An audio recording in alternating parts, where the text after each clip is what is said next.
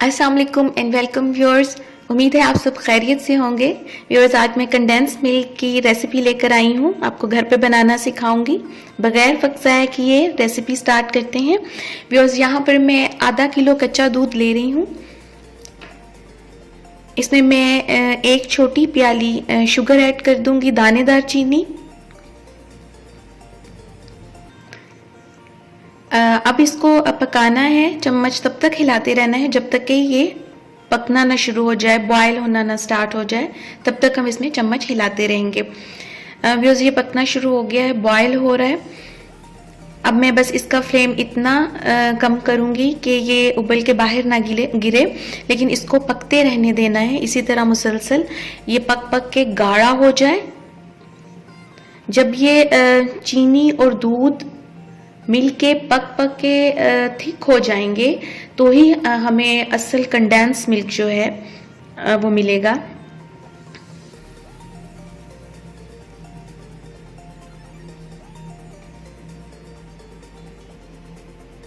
बीच बीच में आप चम्मच हिला के चेक करते रहें कि गाढ़ा हो गया है दूध या नहीं। कोई चम्मच हिलाने से थोड़ा सा नीचे जाएगा दूध, तो आपको अंदाज़ा होगा कि दूध कितना गाढ़ा हो गया। और साइड पे ये जो दूध चिपक जाता है इसे साफ कर लिया करें चम्मच के साथ, नहीं तो ये यूं ही किनारों के साथ ही सूख जाएगा, ज़ाया हो जाएगा।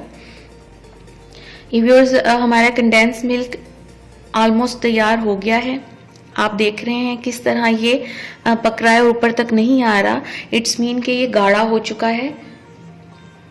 दूध और चीनी जो है वो गाढ़े हो गए हैं और ये कंडेंस मिल्क आप देखें बन गया है। बहुत जल्दी बन जाता है, बहुत आसान रेसिपी है, आप इजीली घर पे बना सकते हैं। एग्जैक्ट वैसा ही टेस्ट होता है जैसा टिन वाले कंडेंस मिल्क का होता है। आप इसे ट्राई करके देखिएगा, आपको अंदाज़ा हो जाएगा। ये व्यूअर्स, गाय का दूध है इसलिए इसका कलर लाइट है। अगर आप भैंस का दूध लेंगे, क्योंकि उसमें क्रीम ज़्यादा होती है, उसमें भलाई ज़्यादा होती है, जिसकी वजह से वो उसका कलर भी डार्क होता है और वो इससे भी ज़्यादा थिक होता है।